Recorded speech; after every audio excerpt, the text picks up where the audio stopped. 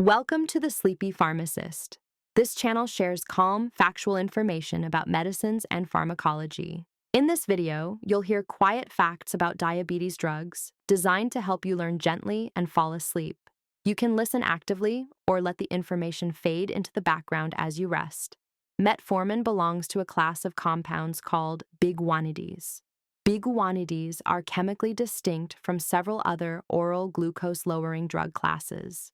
The biguanide class is historically linked to a compound called guanidine. Guanidine is found in a plant known as Galega officinalis, commonly called goat's rue. Goat's rue has been described in European herbal traditions for centuries. Historical accounts have associated the plant with observations related to glucose.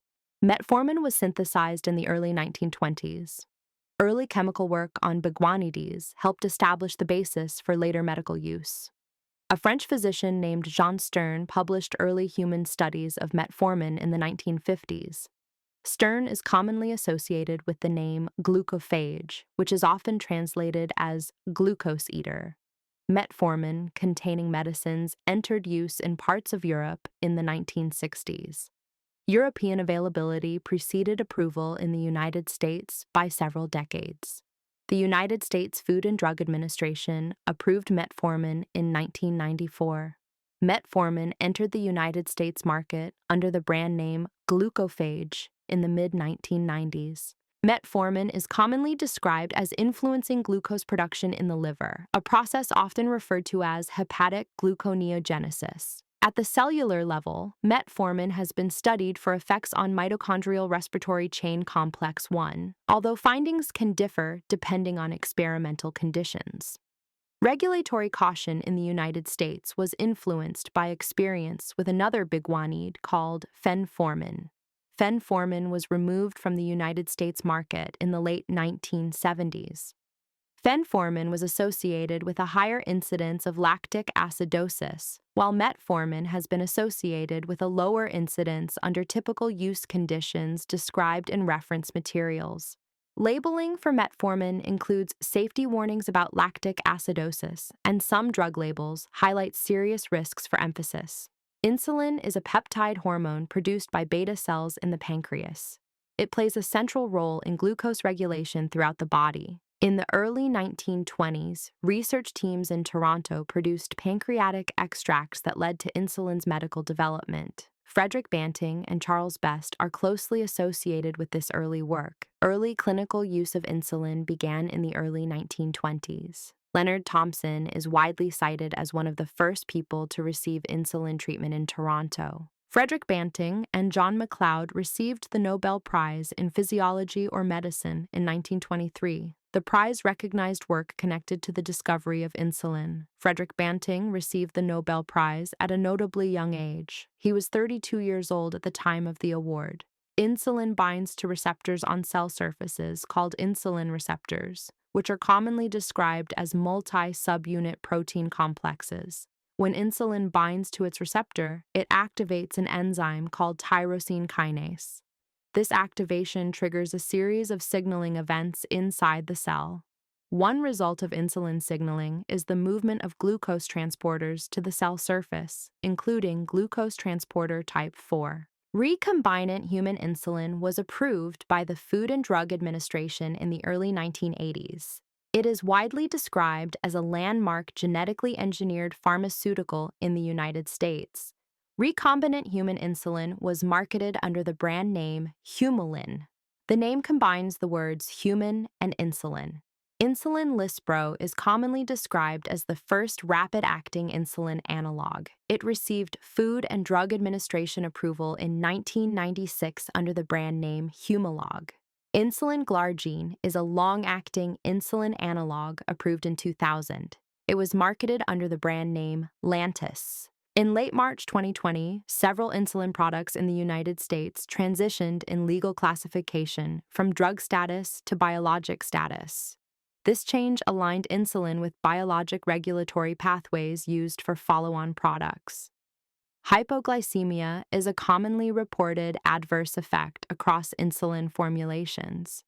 Hypoglycemia refers to low blood glucose levels.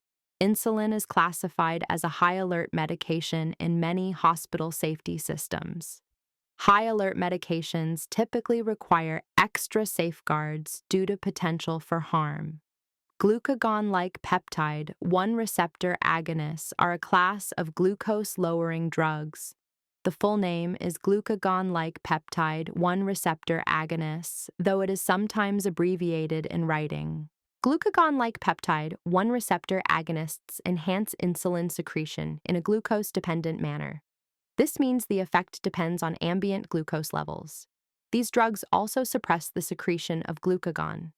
Glucagon is a hormone that raises blood glucose levels. Glucagon-like peptide 1 receptor agonists act on satiety signaling in the central nervous system. They have also been observed to delay emptying of the stomach. Exenatide was an early glucagon-like peptide 1 receptor agonist approved in the United States. It received Food and Drug Administration approval in 2005 under the brand name Byetta. Exenatide was derived from a peptide called exendin-4. Exendin-4 was originally identified in the saliva of a lizard called the Gila monster. Liraglutide received Food and Drug Administration approval in 2010. It was marketed under the brand name Victoza. Semaglutide injection received Food and Drug Administration approval in 2017.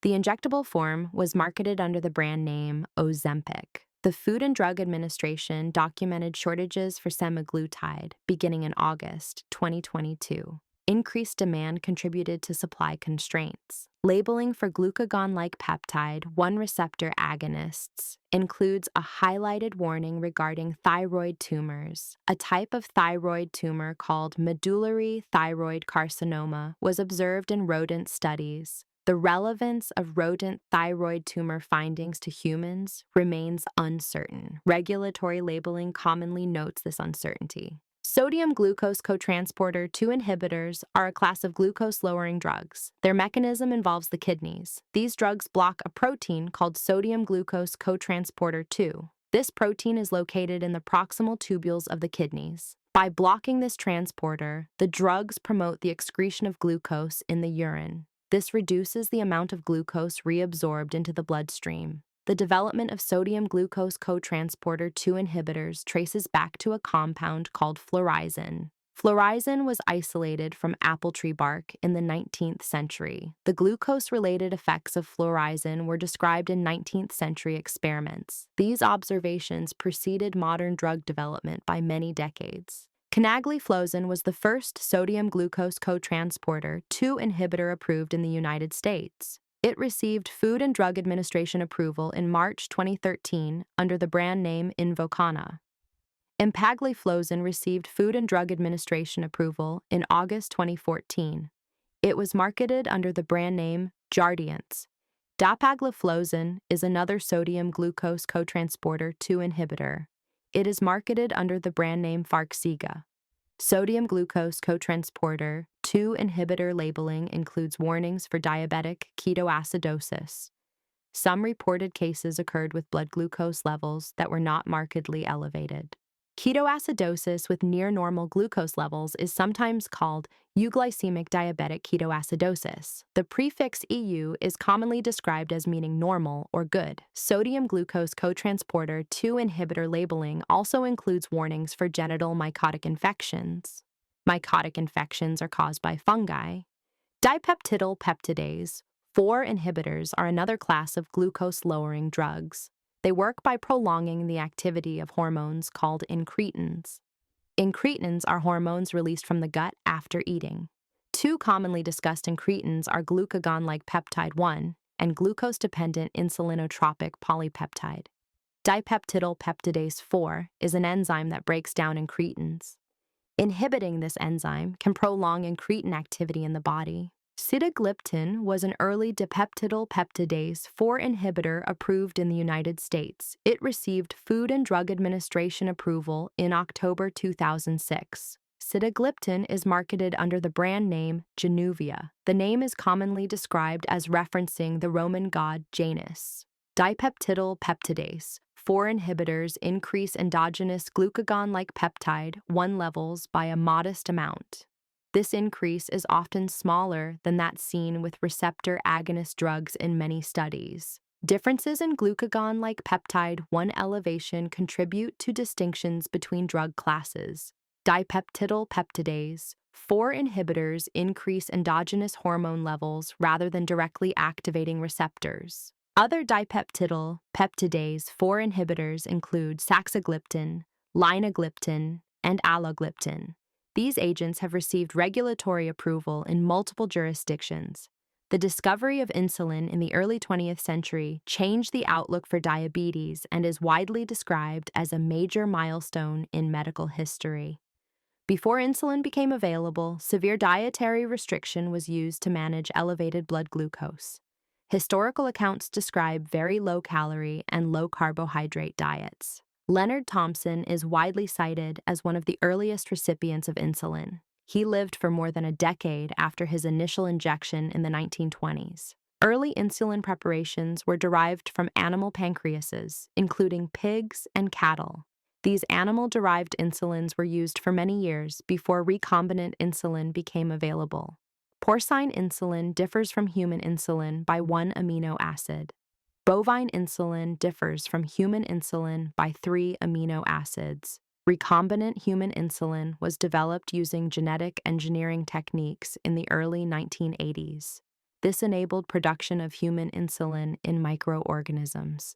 Insulin analogs are modified forms of human insulin with altered pharmacokinetic properties. These modifications influence how quickly insulin acts or how long it remains active. Rapid-acting insulin analogs generally begin working faster than regular human insulin. They typically have a shorter duration of action. Long-acting insulin analogs are designed to provide a relatively stable baseline insulin level. Many formulations are intended to last around 24 hours. Ultra-long-acting insulin analogs have been developed with durations exceeding 24 hours. Insulin degludec is one example of this category. The word insulin is derived from the Latin word insula, meaning island. This refers to the islets of Langerhans in the pancreas. The islets of Langerhans were named after Paul Langerhans, who described these pancreatic structures in the 19th century. Beta cells within the islets of Langerhans produce insulin. Alpha cells within the same structures produce glucagon. Metformin is widely used as a glucose-lowering drug around the world. It has been in clinical use for many decades. A long-term research project called the United Kingdom Prospective Diabetes Study examined outcomes in people with type 2 diabetes. Participants were followed over extended periods. Metformin is generally associated with a low risk of hypoglycemia when used alone. This distinguishes it from insulin and some other glucose-lowering drug classes. Gastrointestinal effects are commonly reported with metformin. These may include nausea, diarrhea, and abdominal discomfort. Extended-release formulations of metformin were developed to improve tolerability. These formulations release the drug more slowly in the digestive tract. Metformin has been studied in research contexts beyond glucose regulation. Investigations continue in various research settings. A research initiative known as Targeting Aging with Metformin is examining metformin in older adults. The study reflects interest in broader biological effects. Metformin is primarily eliminated from the body through the kidneys. The drug is excreted largely unchanged in urine. Kidney function influences how metformin is cleared from the body. Regulatory labeling includes guidance related to kidney function assessment. Metformin does not undergo significant metabolism in the liver. This distinguishes it from many other oral medications. The half-life of metformin is often described as several hours in individuals with normal kidney function. Half-life refers to the time required for blood levels to decrease by half. Vitamin B12 levels may be affected during long-term metformin use. Some guidance documents suggest periodic monitoring. Metformin is available in immediate release and extended release formulations. Both formulations contain the same active ingredient. Immediate release metformin is commonly taken multiple times per day. Extended release formulations are often taken once daily. Metformin tablets are available in multiple strengths. Common tablet strengths include 500 milligrams, 850 milligrams, and 1,000 milligrams. Generic metformin has been available for many years. Multiple manufacturers produce metformin products. Insulin dosing is measured in units rather than milligrams. 1 unit of insulin corresponds to a defined biological activity. The International Unit for Insulin was established in the 1920s. This standardization allowed consistent dosing across preparations. Insulin is administered by injection or infusion. It cannot be taken orally because it is broken down in the digestive tract. Insulin injection sites commonly include the abdomen, thighs, and upper arms. Absorption rates may vary by injection location. Rotating insulin injection sites is a commonly discussed practice. This can help maintain more consistent absorption over time. Insulin pens are delivery devices that contain pre-filled insulin cartridges. They were developed as an alternative to vials and syringes. Insulin pumps are devices that deliver continuous subcutaneous insulin. They provide a steady baseline infusion with additional doses around meals. Early commercial insulin pumps were introduced in the late 20th century. Pump technology has evolved over time. Inhaled insulin received Food and Drug Administration approval in 2014. It is marketed under the brand name Afrezza. Inhaled insulin is a rapid-acting formulation delivered to the lungs. It provides an alternative route of administration to injections. Concentrated insulin formulations contain more units per milliliter than standard formulations. Standard insulin concentration is 100 units per milliliter. Some concentrated insulins contain 200, 300, or 500 units per milliliter. These formulations reduce injection volume. Insulin storage requirements often include refrigeration before opening. Many products can be kept at room temperature for a limited time after opening. Exposure to extreme temperatures can affect insulin stability. Excessive heat and freezing can degrade insulin. The Gila monster is a venomous lizard native to the southwestern United States and northwestern Mexico. Its scientific name is Heloderma suspectum. Researchers identified compounds in Gila monster saliva that influence glucose-related biology. This research contributed to the development of the medication exenatide. Exendin 4 is a peptide identified in Gila monster saliva that shares structural similarities with human glucagon-like peptide 1. It is resistant to breakdown by the enzyme dipeptidyl peptidase 4. Resistance to enzymatic breakdown contributes to a longer duration of action for exenatide. In contrast, human glucagon-like peptide 1 has a relatively short half-life in the body. Liraglutide has a longer half-life than exenatide, which allows for less frequent dosing in clinical use. Semaglutide has a longer half-life than liraglutide, and injectable formulations are designed for weekly dosing schedules. The extended half-life of semaglutide is achieved through structural modifications, including attachment to a fatty acid chain.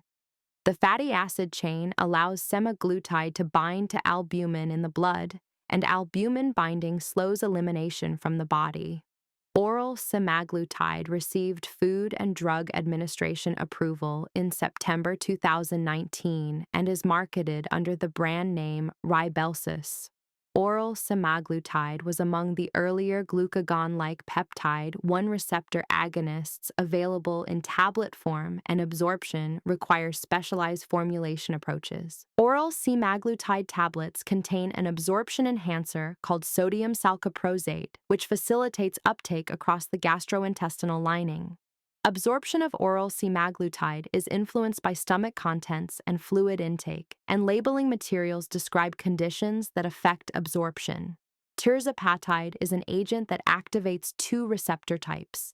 It acts on glucagon-like peptide 1 receptors and glucose-dependent insulinotropic polypeptide receptors. Tirzepatide received Food and Drug Administration approval in May 2022 and is marketed under the brand name Mounjaro. Glucose-dependent insulinotropic polypeptide is also known as gastric inhibitory polypeptide, and both names refer to the same hormone. Nausea is commonly reported with glucagon-like peptide 1 receptor agonists, especially during early treatment periods. Labeling for glucagon-like peptide 1 receptor agonists includes information about gastrointestinal adverse events, which may include nausea, vomiting, and diarrhea. Delayed gastric emptying associated with glucagon-like peptide 1 receptor agonists can contribute to gastrointestinal effects, and food may remain in the stomach longer than usual. Glucagon-like peptide 1 is produced by specialized cells in the intestine called enteroendocrine L cells. Enteroendocrine L cells release glucagon-like peptide 1 in response to nutrients in the gut, typically after eating. The natural glucagon-like peptide 1 system is sometimes referred to as the incretin system, and incretins enhance insulin secretion after oral nutrient intake. The incretin effect refers to a greater insulin response to oral glucose compared with intravenous glucose, and this phenomenon was observed before incretin hormones were identified. The incretin effect was described in mid-20th century research, when investigators noted differences between oral and intravenous glucose responses. Sodium glucose cotransporter 2 is one of several glucose transporters in the body, and different transporters are found in different tissues. Sodium glucose cotransporter 1 is found primarily in the intestine and plays a role in absorbing glucose from food. Sodium glucose cotransporter 2 is found primarily in the kidneys and participates in reabsorbing glucose from filtered blood. Under typical physiological conditions, the kidneys filter large amounts of glucose each day, and most of this glucose is reabsorbed into the bloodstream. Sodium glucose cotransporter 2 is responsible for the majority of renal glucose reabsorption, while sodium glucose cotransporter 1 accounts for the remaining portion. By blocking sodium glucose cotransporter 2, inhibitors cause glucose to remain in the urine rather than being reabsorbed. Glucose excreted in urine represents calories leaving the body, and this caloric loss is a consequence of the mechanism of these drugs. Increased urination is commonly reported with sodium glucose cotransporter 2 inhibitors because glucose in the urine draws water with it. Increased urination related to glucose in the urine is called osmotic diuresis, which occurs when substances in the urine attract water. Sodium glucose cotransporter 2 inhibitors have been associated with modest reductions in blood pressure, and this effect is related to fluid loss. Ertagliflozin is a sodium glucose cotransporter 2 inhibitor marketed under the brand name Steglatro. Sotagliflozin is a dual inhibitor that targets sodium glucose cotransporter 1 and 2 and received Food and Drug Administration approval in May 2023. Phlorizin was not developed into a therapeutic medicine, in part because it had poor absorption and affected multiple transporter types. Modern sodium glucose cotransporter 2 inhibitors were designed to be selective for the type 2 transporter, and this selectivity improved their suitability as drugs. Phlorizins glucose-related effects were studied in 19th century animal experiments, where researchers observed increased glucose in the urine of animals. Dipeptidyl peptidase 4 is an enzyme found throughout the body, existing on cell surfaces and in circulating form in the blood. Dipeptidyl peptidase 4 cleaves peptides with specific amino acid sequences, and glucagon-like peptide 1 and glucose-dependent insulinotropic polypeptide are among its substrates. Inhibiting dipeptidyl peptidase 4 slows the breakdown of endogenous incretins, allowing them to remain active in the bloodstream longer. Dipeptidyl peptidase 4 inhibitors are administered orally as tablets and do not require injection. Oral administration distinguishes dipeptidyl peptidase 4 inhibitors from many glucagon-like peptide 1 receptor agonists, which are often injectable formulations. Saxagliptin received Food and Drug Administration approval in July 2009 and is marketed under the brand name Onglyza. Linagliptin received Food and Drug Administration approval in May 2011 and is marketed under the brand name Tradjenta. Alogliptin received Food and Drug Administration approval in January 2013 and is marketed under the brand name Nesina. Linagliptin is primarily eliminated through bile and intestinal pathways, which differs from other dipeptidyl peptidase 4 inhibitors that rely more on kidney elimination. Dipeptidylpeptidase 4 inhibitors are generally described as weight neutral and are not typically associated with major weight change. Weight neutrality distinguishes dipeptidylpeptidase 4 inhibitors from some older glucose-lowering drug classes, which were associated with weight gain. Sulfonylureas are an older class of oral glucose-lowering drugs and were among the earliest widely used oral agents. Early sulfonylurea compounds were identified in the 1940s, when researchers observed glucose-related effects while studying sulfonamide compounds. Sulfonylureas stimulate insulin release from pancreatic beta cells by interacting with receptors on the beta cell surface. The receptor targeted by sulfonylureas is called the sulfonylurea receptor, and it is part of a potassium channel complex in the cell membrane. When sulfonylureas bind to their receptor, the potassium channel closes, initiating cellular events that promote insulin release. Common sulfonylureas include glypizide, glyburide, and glympyride, which are often referred to as second-generation sulfonylureas. Hypoglycemia is a recognized effect associated with sulfonylureas related to stimulation of insulin release that does not depend on current glucose levels. Weight gain has also been reported with sulfonylurea use, and this effect has been linked to increased insulin levels. Thiazolidinediones are another class of oral glucose-lowering drugs and are also called glitazones. Thiazolidinediones activate a receptor called peroxisome proliferator activated receptor gamma, which is expressed in fat cells and other tissues. Activation of this receptor is associated with improved insulin sensitivity, meaning cells become more responsive to insulin signaling.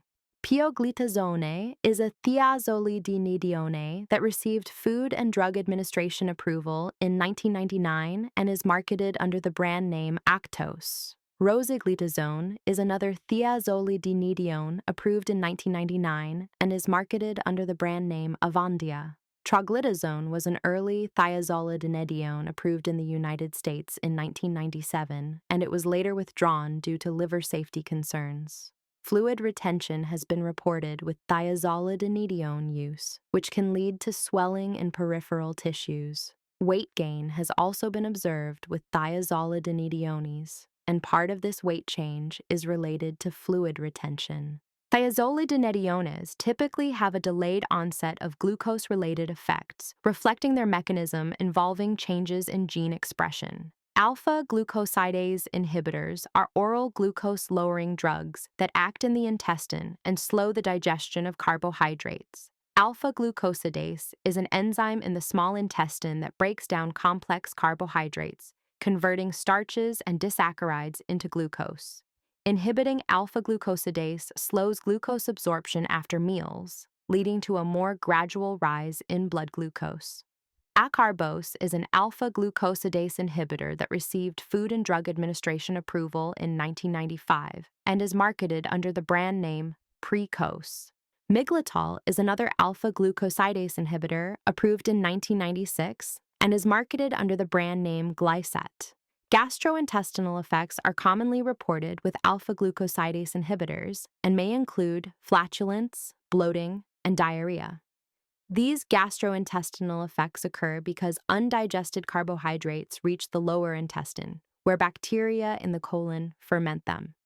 Alpha-glucosidase inhibitors are designed to be taken around mealtimes, allowing them to interact with dietary carbohydrates as they are consumed. Meglitinides are oral glucose-lowering drugs that stimulate insulin release and act similarly to sulfonylureas, but with a shorter duration of action.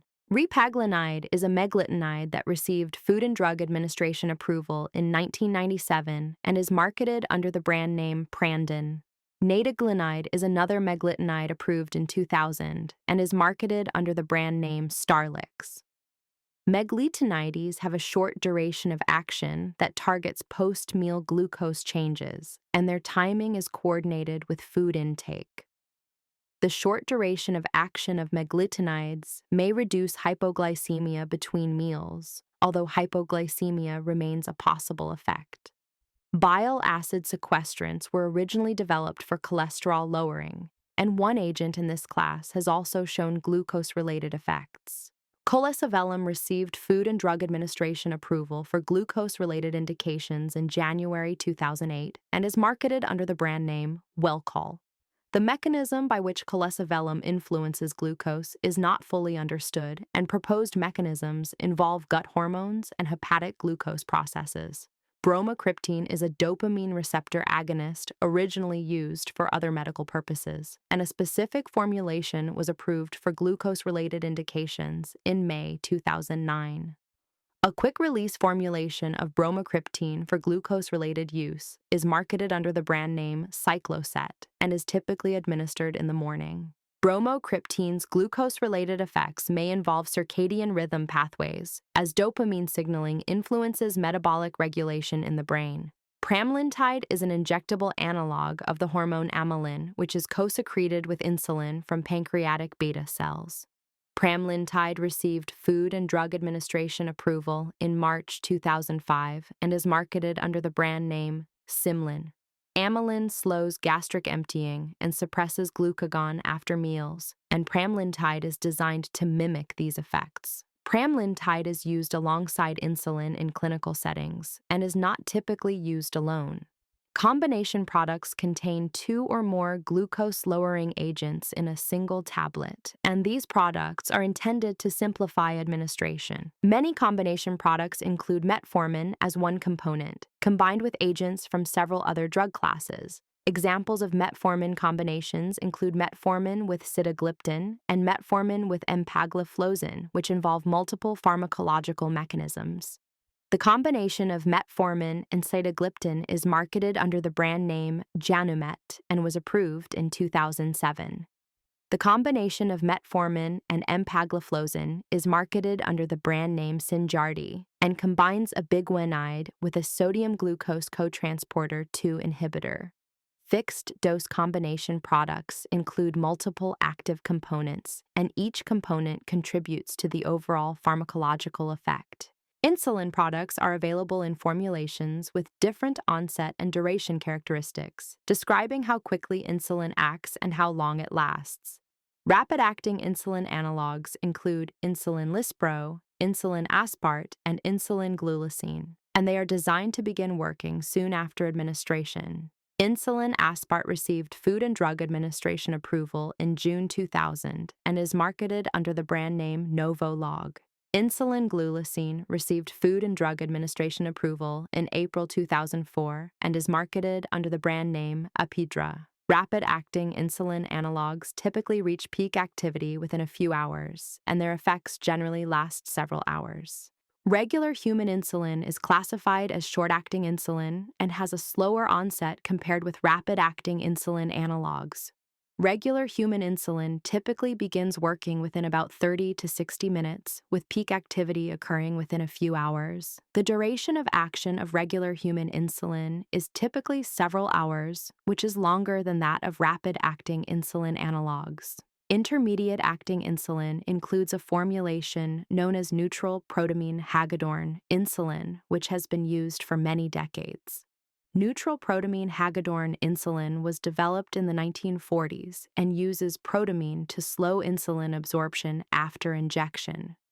Protamine is a protein originally derived from fish sources that binds to insulin and delays its release into the bloodstream. Neutral protamine hagedorn insulin generally has an onset of 1 to 2 hours, with peak activity occurring several hours later. The duration of action of this formulation is typically many hours, providing longer coverage than short-acting insulin. Neutral protamine hagedorn insulin appears cloudy in solution and is typically mixed gently before use. Long-acting insulin analogs include insulin glargine, insulin detamir, and insulin degludec, and they are designed to provide baseline insulin coverage. Insulin detamir received Food and Drug Administration approval in June 2005 and is marketed under the brand name Levemir. Insulin degludec received Food and Drug Administration approval in September 2015 and is marketed under the brand name Tresiba. Long-acting insulin analogs are designed to have a relatively flat time-action profile and generally lack a pronounced peak effect. This flatter profile provides steady baseline insulin levels and resembles continuous low-level insulin secretion. Insulin glargine achieves prolonged action through precipitation at the injection site, forming microcrystals that slowly release insulin.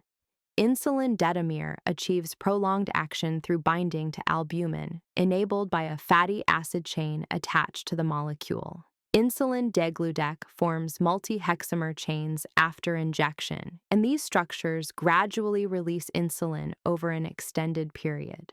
The half-life of insulin degludec is approximately 1 day, which is longer than many other long-acting insulin analogs. Concentrated insulin glargine is available at a strength of 300 units per milliliter and is marketed under the brand name Toujeo. Concentrated insulin glargine has a slightly different time-action profile compared with standard concentrations, as concentration influences absorption characteristics. Pre-mixed insulin products combine 2 insulin types in one formulation and typically include a rapid or short-acting component with an intermediate-acting component. Pre-mixed insulin products simplify dosing by combining components in fixed proportions. Common premixed formulations include mixtures such as 70% intermediate-acting and 30% rapid-acting insulin. Biosimilar insulins are products that are highly similar to reference insulin products and undergo regulatory review to demonstrate similarity. The first interchangeable biosimilar insulin in the United States was insulin glargine YFGN, approved in July 2021.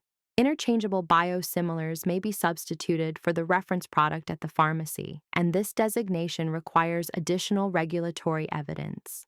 The transition of insulin to biologic regulatory status in 2020 enabled biosimilar approval pathways and changed how insulin products are regulated. Continuous glucose monitoring systems measure glucose levels throughout the day using a small sensor inserted under the skin. These systems provide frequent glucose readings and offer more continuous monitoring than traditional fingerstick measurements. Some insulin pumps can communicate with continuous glucose monitoring systems, enabling automated adjustments to insulin delivery. Automated insulin delivery systems are sometimes called closed-loop systems because they adjust insulin delivery based on glucose data. The term artificial pancreas is sometimes used to describe advanced automated insulin delivery systems that aim to approximate pancreatic regulation.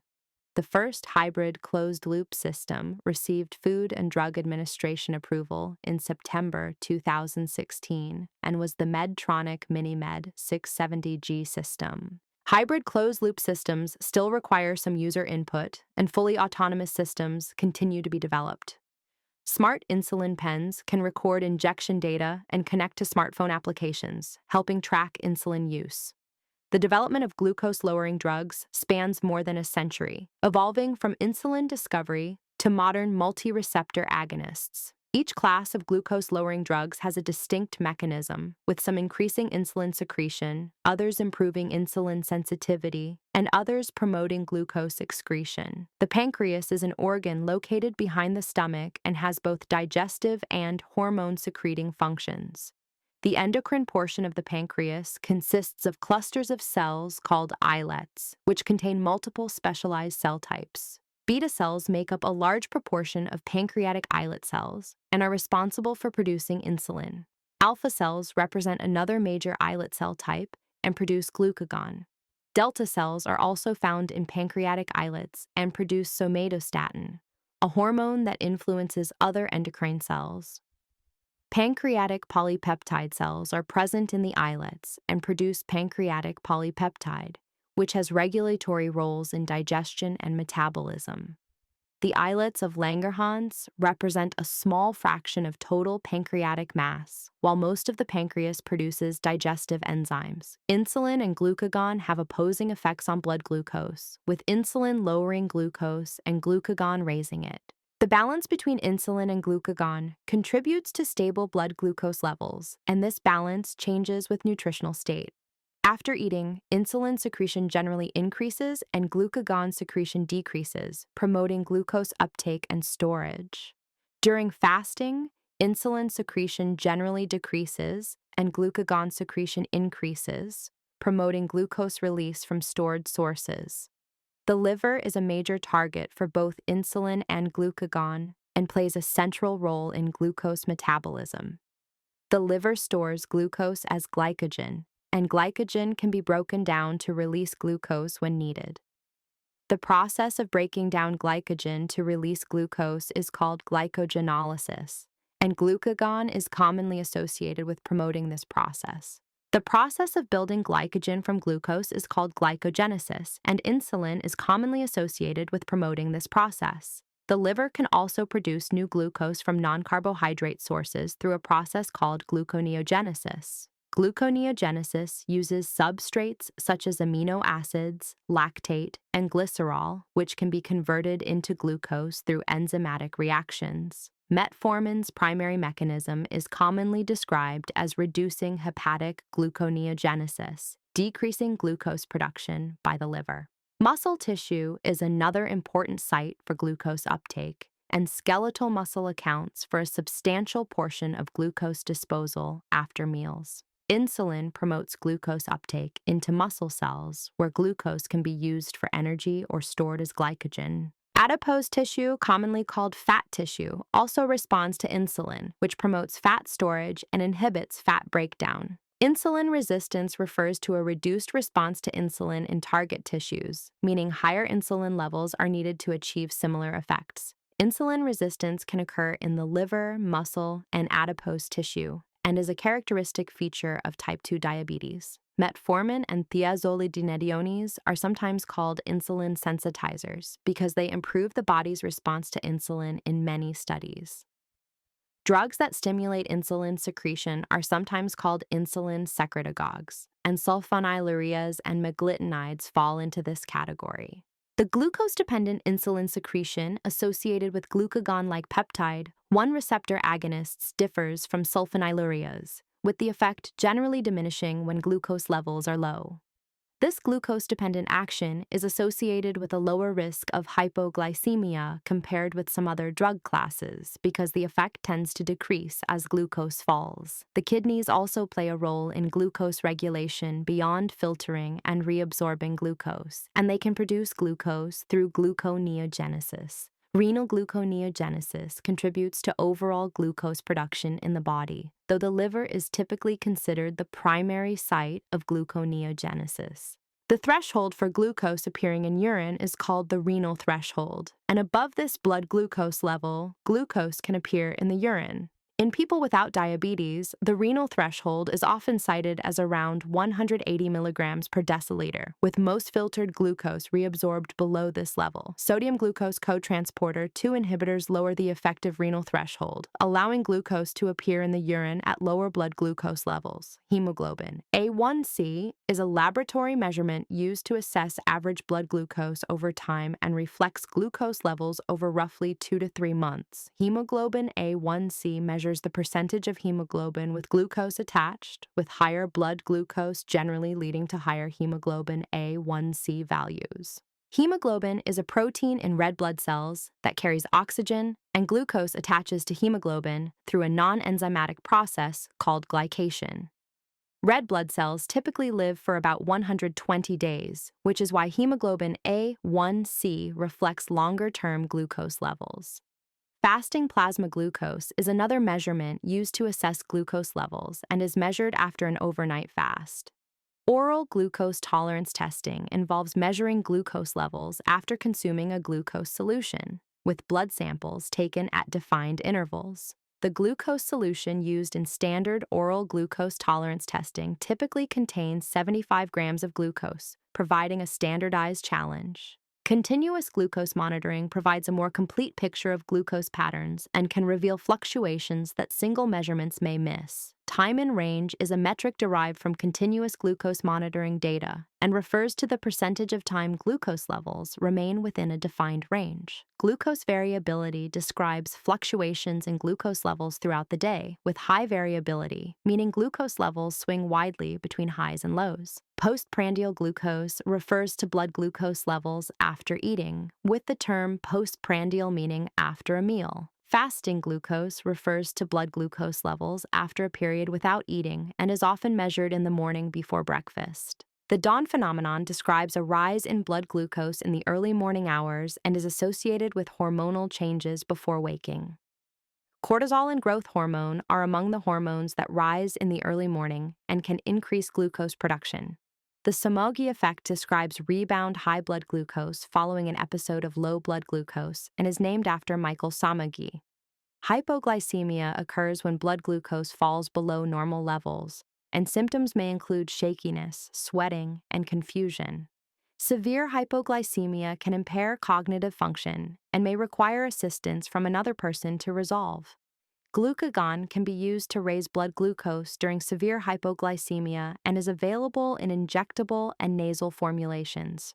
Nasal glucagon received Food and Drug Administration approval in July 2019 and is marketed under the brand name Baqsimi. Dasiglucagon is a glucagon analog available in an auto-injector and received Food and Drug Administration approval in March 2021 under the brand name Zegalogue. Hyperglycemia refers to elevated blood glucose levels, with the prefix hyper meaning above or excessive. The prefix hypo means below or under, which is why low blood glucose is called hypoglycemia. Diabetic ketoacidosis is a serious condition involving high blood glucose and ketone production, occurring when the body lacks sufficient insulin. Ketones are produced when the body breaks down fat for energy, which can happen when glucose cannot enter cells due to insufficient insulin. The ketones produced during diabetic ketoacidosis are acidic and lower the pH of the blood.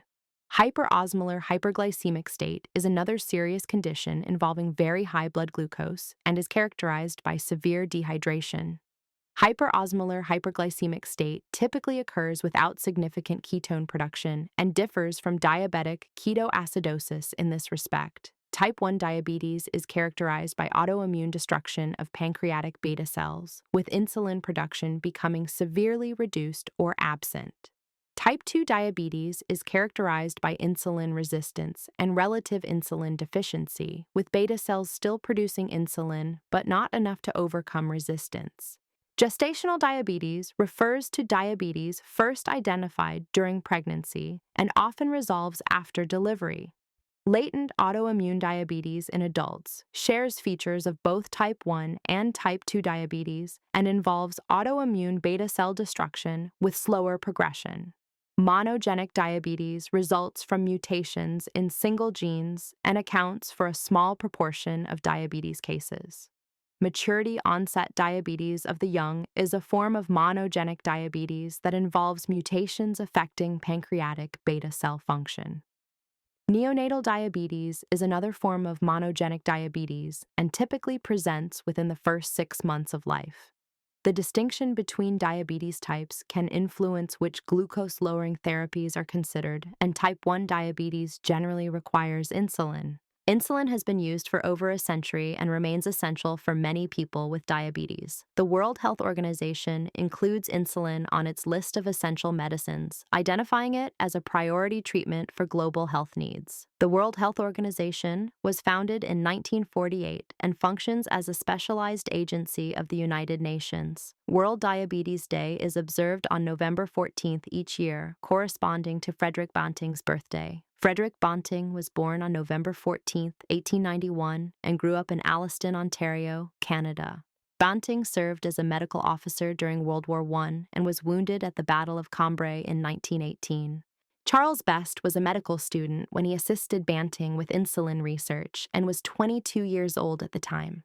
James Collip was a biochemist who helped purify insulin for human use, improving the safety of early insulin preparations. John McLeod provided laboratory space and scientific guidance for insulin research and shared the Nobel Prize with Banting. Banting shared his portion of the Nobel Prize money with Best, and McLeod shared his portion with Collip. The University of Toronto assigned the insulin patent to the university for $1, reflecting Banting's view that insulin should be widely accessible. Eli Lilly and Company was the first pharmaceutical company to mass-produce insulin, with commercial production beginning in 1922. Novo Nordisk traces its origins to 2 Danish companies that began producing insulin in the 1920s, later merging in 1989. Sanofi is another major manufacturer of insulin products and is headquartered in Paris, France. The global insulin market includes products from multiple manufacturers, with increased competition from biosimilar insulins. Insulin affordability has been a topic of public discussion in the United States, drawing attention from policymakers and advocacy groups. Some insulin manufacturers have introduced programs to limit out-of-pocket costs for certain individuals, with details varying by company and eligibility criteria. The Inflation Reduction Act of 2022 included provisions related to insulin pricing for Medicare beneficiaries and was signed into law in August 2022.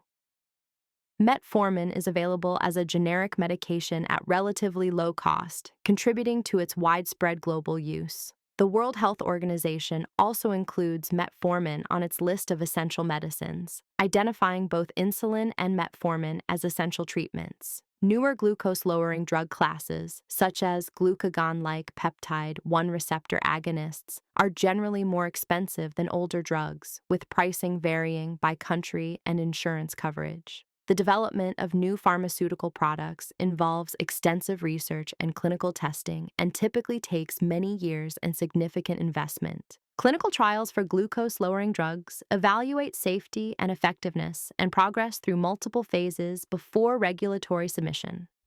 Phase 1. Clinical trials typically evaluate safety in a small number of participants and help define dosing ranges. Phase 2, clinical trials evaluate effectiveness and side effects in a larger group and provide preliminary evidence of benefit.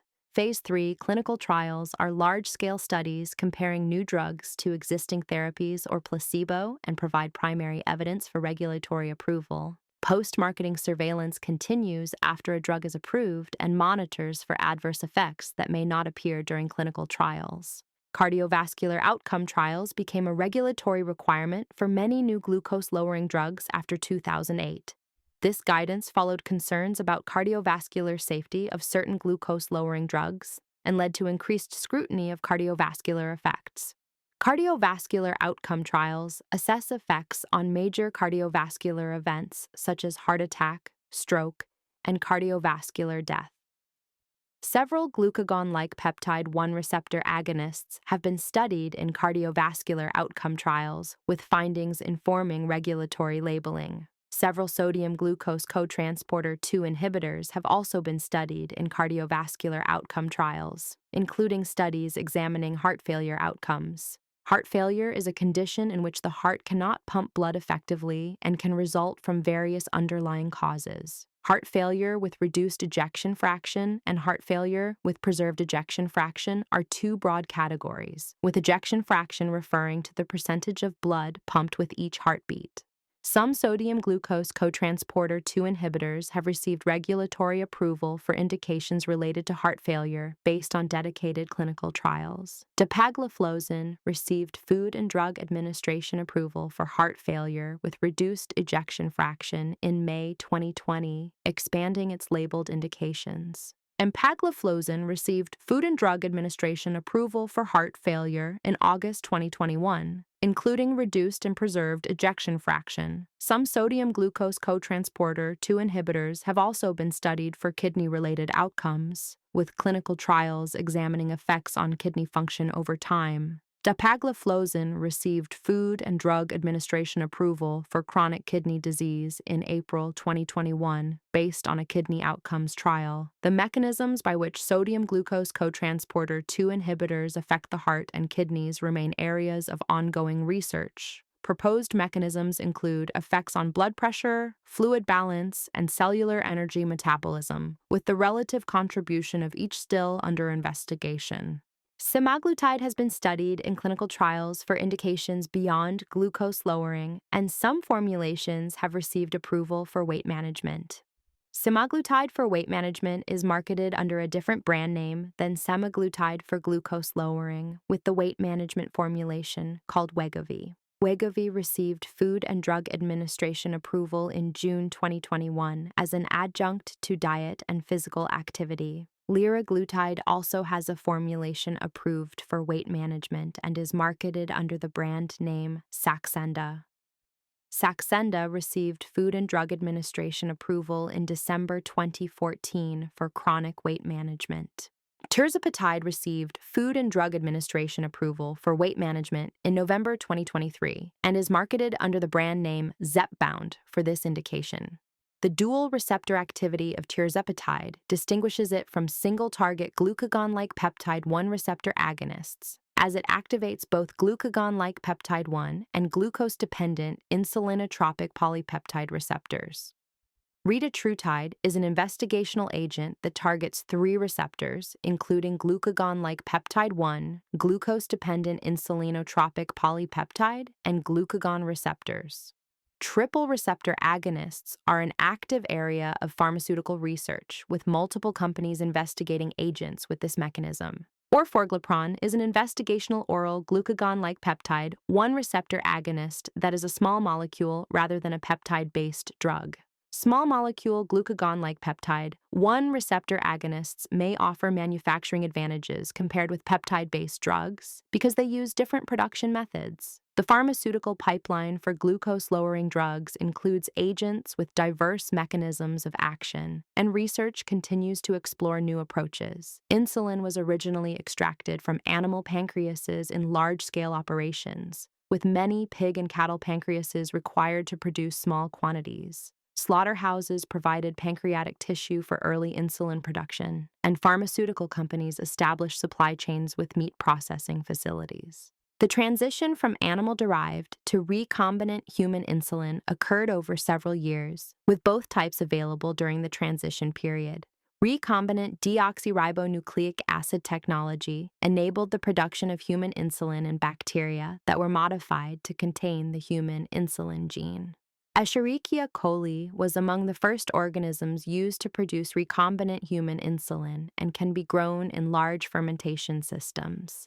Saccharomyces cerevisiae, commonly known as baker's yeast, is also used to produce some insulin products, with different manufacturers using different production organisms. Recombinant insulin production involves fermentation, purification, and formulation steps, with quality control measures used to promote consistency between batches. Insulin molecules consist of 2 amino acid chains called the A chain and the B chain, connected by disulfide bonds. The A chain of human insulin contains 21 amino acids, and the B chain contains 30 amino acids. Proinsulin is a precursor molecule that is processed to form mature insulin and contains an additional segment called C-peptide. The C-peptide is removed during processing of proinsulin to insulin, and C-peptide levels can be measured as an indicator of endogenous insulin production. Frederick Sanger determined the amino acid sequence of insulin in the early 1950s, making insulin the first protein to have its complete sequence determined. Frederick Sanger received the Nobel Prize in Chemistry in 1958 for this work, and later received a second Nobel Prize for research on deoxyribonucleic acid sequencing. Dorothy Hodgkin determined the 3-dimensional structure of insulin using X-ray crystallography in 1969. Dorothy Hodgkin received the Nobel Prize in Chemistry in 1964 for her crystallographic determinations of biochemical substances. Understanding insulin structure enabled the design of insulin analogs, with scientists modifying specific amino acids to alter pharmacokinetic properties. Rapid-acting insulin analogs include modifications that reduce self-association of insulin molecules, which can influence absorption rates. Insulin lispro has 2 amino acids in the B chain, reversed in position, with proline and lysine at positions 28 and 29 switched.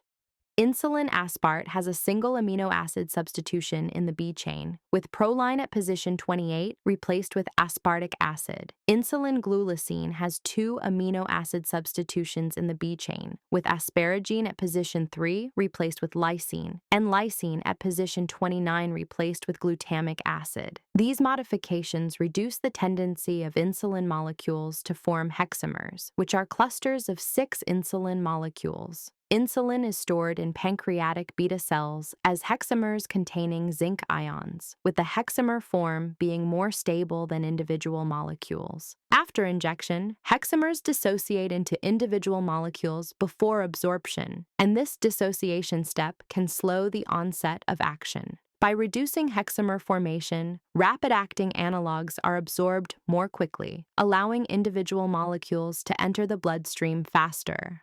Long-acting insulin analogs use different modifications to prolong action, and some formulations form precipitates at the injection site. Insulin glargine has 2 structural modifications compared to human insulin, with 2 arginine amino acids added to the B chain and asparagine at position 21 of the A chain replaced with glycine. These modifications shift the isoelectric point of insulin glargine, which is the pH at which a molecule has no net charge. Insulin glargine is formulated at an acidic pH of approximately 4 and appears clear in the vial, unlike cloudy intermediate-acting insulins. After injection into neutral body tissue, insulin glargine precipitates and slowly releases insulin over an extended period. Insulin detamere has a 14-carbon fatty acid chain attached to the B chain, called myristic acid. The fatty acid chain allows insulin detamere to bind to albumin, which slows release at the injection site and in the bloodstream. Albumin is the most abundant protein in blood plasma and serves as a carrier for various substances. Insulin degludec has a different fatty acid modification than insulin detamere, with a 16-carbon fatty diacid attached through a glutamic acid spacer. After injection, insulin degludec forms long chains of hexamers called multihexamers, creating a depot at the injection site. Zinc ions help stabilize the multi-hexamer structure of insulin degludec, and individual insulin molecules slowly dissociate from the chains. Slow dissociation from multi-hexamer chains contributes to the long duration of insulin degludec, with steady insulin release potentially continuing for extended periods. Ultra-long-acting insulins may allow more flexible dosing schedules, with timing of injections varying more than with other long-acting insulins. Combination products containing long-acting insulin and glucagon-like peptide, 1 receptor agonists have been developed to combine 2 drug classes in one injection. Insulin degludec combined with liraglutide is marketed under the brand name Sultofi and received Food and Drug Administration approval in November 2016. Insulin glargine combined with lixisenatide is marketed under the brand name Soliqua and received Food and Drug Administration approval in November 2016. Lixisenatide is a glucagon-like peptide, 1 receptor agonist derived from exendin-4 and received Food and Drug Administration approval in July 2016 under the brand name Adlixin, combining basal insulin with a glucagon-like peptide. 1 receptor agonist targets multiple aspects of glucose regulation, with basal insulin providing background insulin coverage and the agonist affecting meal-related glucose changes. Liraglutide is a glucagon-like peptide 1 receptor agonist administered once weekly and received Food and Drug Administration approval in September 2014 under the brand name Trulicity. Liraglutide consists of a glucagon-like peptide 1 analog linked to a modified immunoglobulin fragment, and this structure is associated with a prolonged duration of action. The immunoglobulin fragment in dulaglutide reduces kidney clearance because larger molecules are generally filtered less readily by the kidneys. Exenatide is also available in an extended-release formulation for once-weekly administration, marketed under the brand name Byetta. Byetta received Food and Drug Administration approval in January 2012 and uses microsphere technology to slowly release the drug. Microspheres are tiny polymer beads that encapsulate the drug, and the polymer gradually degrades, releasing exenatide over time. The polymer used in Byetta microspheres is called polylactic coglycolic acid, a biodegradable material that has been used in medical applications for many years. Different glucagon-like peptide 1 receptor agonists have distinct structures and pharmacokinetic properties while sharing a broadly similar mechanism of action. The development of once-weekly formulations improved convenience compared to daily or twice-daily injections, and less frequent dosing may influence adherence patterns. Medication adherence refers to the extent to which medications are taken as intended, and many factors can influence adherence to glucose-lowering drugs. Factors affecting adherence can include dosing frequency, side effects, cost, and regimen complexity, and simplified regimens may influence adherence for some individuals. Polypharmacy refers to the use of multiple medications simultaneously, and people with diabetes may use several drugs for different conditions. Drug interactions can occur when multiple medications are used together, and some interactions affect absorption, distribution, metabolism, or excretion. Metformin has relatively few significant drug interactions compared with some medications and does not undergo extensive metabolism by liver enzymes. Contrast dyes used in certain imaging procedures were historically a concern with metformin use, and guidance on this topic has changed over time. Alcohol consumption can affect lactic acid metabolism, and labeling materials for metformin include information related to alcohol use. Sulfonylureas can interact with other drugs that influence blood glucose, and some interactions may affect the risk of low blood glucose. Drugs that slow gastric emptying may affect absorption of other oral medications, and this consideration applies to glucagon-like peptide 1 receptor agonists. Delayed gastric emptying associated with glucagon-like peptide 1 receptor agonists may influence how quickly some oral drugs are absorbed, with clinical significance varying by drug. Oral semaglutide labeling includes specific timing instructions with other medications because absorption depends on particular administration conditions. Levothyroxine is a thyroid hormone medication with specific absorption requirements, and its absorption can be influenced by food and other drugs. People taking multiple medications often consult pharmacists regarding potential interactions, as pharmacists specialize in medication safety and interactions. Therapeutic drug monitoring involves measuring drug levels in the blood and is not routinely used for most glucose-lowering drugs. Insulin does not require therapeutic drug monitoring in the traditional sense, and glucose monitoring is commonly used to assess insulin effects. Self-monitoring of blood glucose uses a portable meter and test strips, with a small blood sample typically obtained by pricking the finger. The first portable blood glucose meter was introduced in the 1970s, and meter technology has improved considerably since that time. Modern blood glucose meters require very small blood samples, with some meters requiring less than 1 microliter of blood. Test strips contain enzymes that react with glucose in the blood sample, and the reaction produces a measurable signal. Common enzymes used in glucose test strips include glucose oxidase and glucose dehydrogenase, with different strips using different enzyme systems. Flash glucose monitoring systems allow glucose readings without routine fingerstick calibration, with a sensor scanned using a reader device.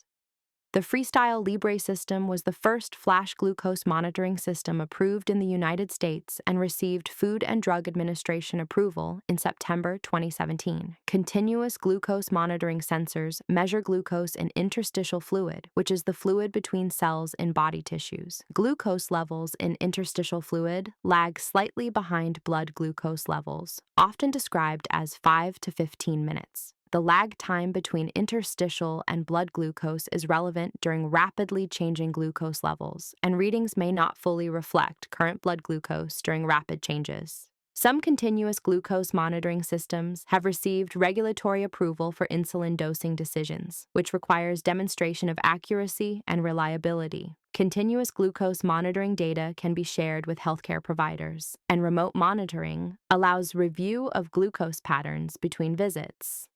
Ambulatory glucose profile is a standardized report format for continuous glucose monitoring data, presenting glucose patterns in a consistent visual format. The ambulatory glucose profile shows glucose levels over a typical day, with data from multiple days overlaid to reveal patterns. Glucose pattern analysis can help identify recurring trends in glucose levels, and patterns may occur at specific times of day or with certain activities.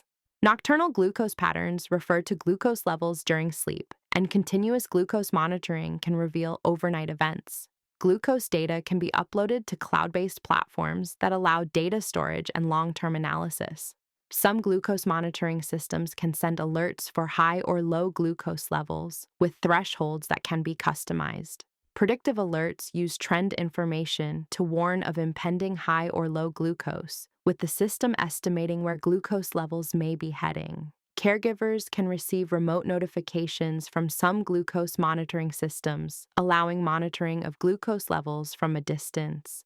Integration of glucose monitoring with insulin delivery has advanced over time, and some systems can automatically adjust insulin delivery based on glucose readings.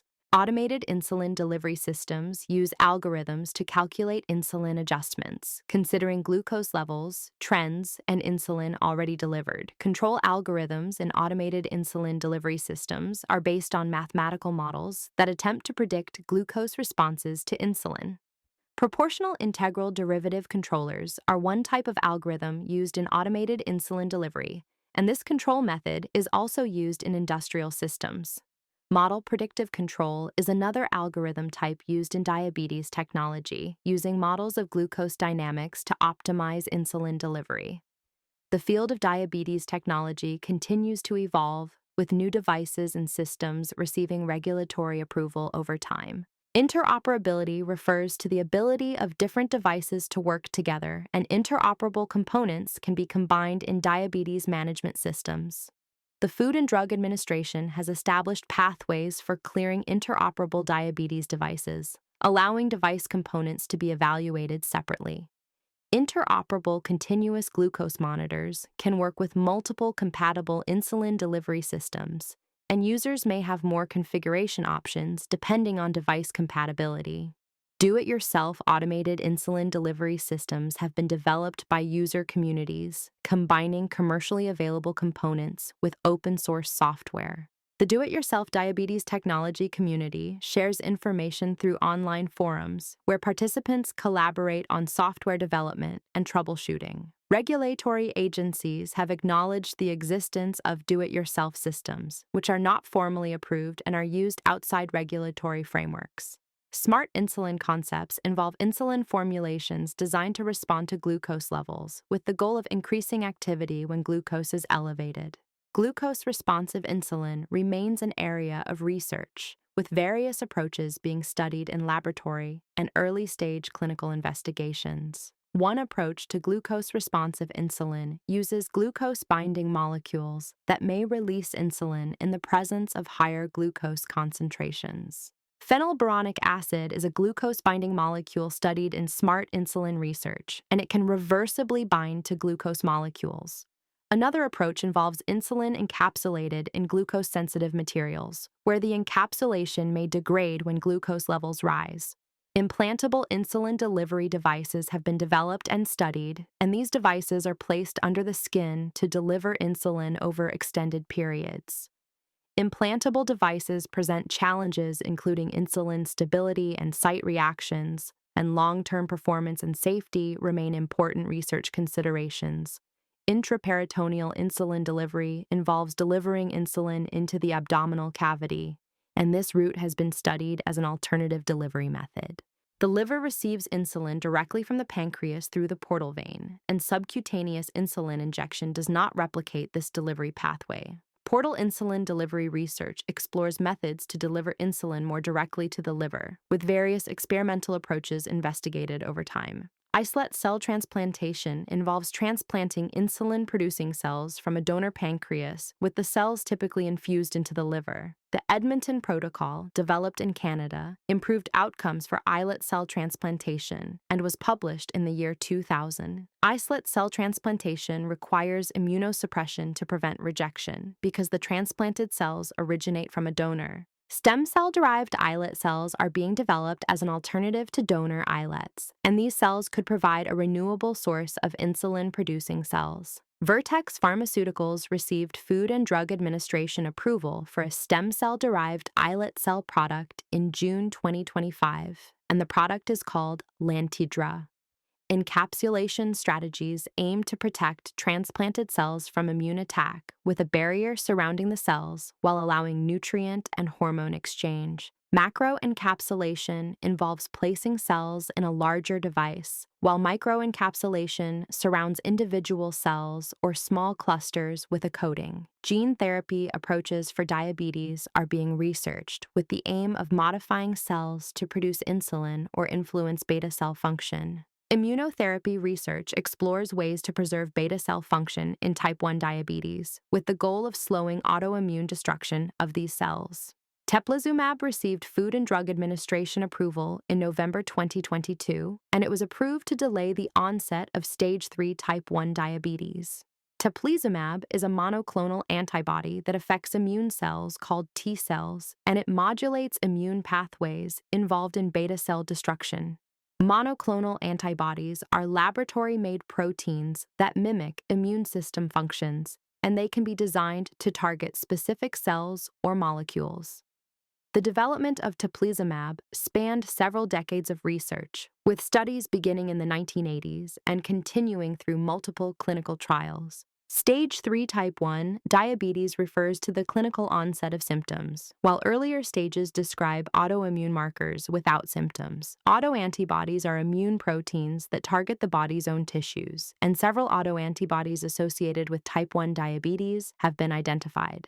Common autoantibodies in type 1 diabetes include those targeting insulin, glutamic acid decarboxylase, and islet antigen 2, and their presence indicates autoimmune activity. Screening for autoantibodies can identify individuals at increased risk for type 1 diabetes, allowing monitoring before symptoms appear. The TrialNet network conducts research on type 1 diabetes prevention, and it is funded by the National Institutes of Health. Preserving residual beta cell function is a goal of some research studies because remaining insulin production may have physiological relevance.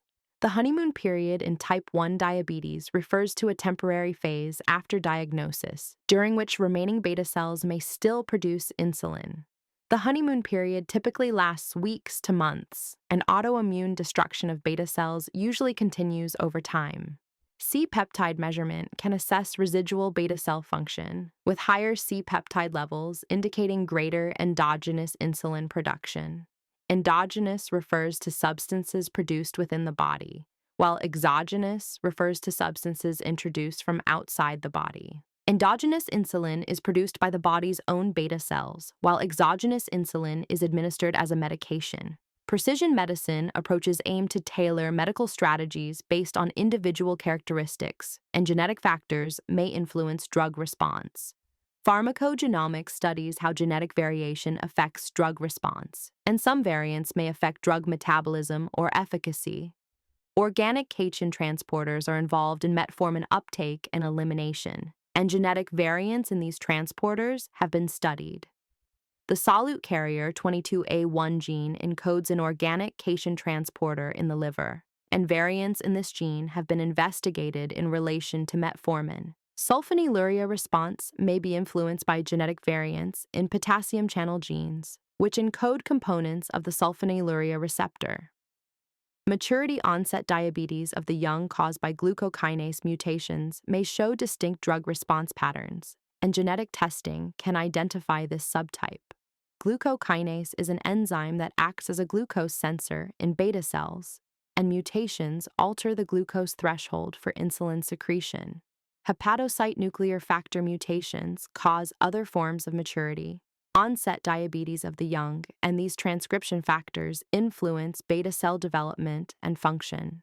Neonatal diabetes caused by potassium channel mutations may respond differently to certain drugs, and this finding has influenced clinical research approaches. Genetic testing for monogenic diabetes can inform clinical classification, and identifying mutations can influence research and clinical decision frameworks. The distinction between diabetes subtypes continues to evolve, and ongoing research reveals increasing complexity in diabetes classification. Cluster analysis has been used in research to identify subgroups within type 2 diabetes, and these subgroups may show different characteristics and outcomes. One proposed research classification identified 5 subgroups of adult-onset diabetes, with differences in age of onset, body weight, insulin resistance, and beta cell function. This research classification was proposed by researchers in Scandinavia in 2018, and it contributed to discussions about more individualized approaches to diabetes research. Body weight is one factor considered in discussions about diabetes and glucose-lowering drugs,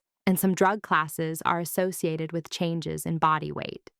Weight gain has been reported with sulfonylureas, thiazolidinediones, and insulin, with mechanisms that vary between drug classes.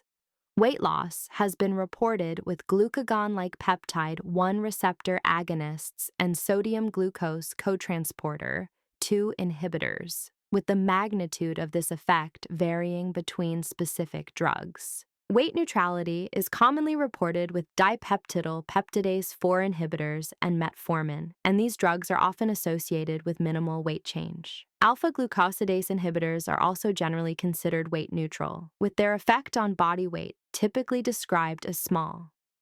Body weight effects are one of many considerations discussed in research and clinical guidelines, and individual factors can influence how different drug classes are discussed. Clinical practice guidelines are developed by professional organizations, and these documents summarize research evidence and expert consensus. The American Diabetes Association publishes annual standards of care in diabetes, and this document is updated each year as new evidence becomes available. The European Association for the Study of Diabetes also publishes guidance documents, and these organizations sometimes release joint consensus statements. Guidelines are based on systematic reviews of clinical research, and recommendations are often graded according to the strength of evidence. Evidence-based medicine integrates clinical research with professional expertise, and individual circumstances are considered alongside research findings.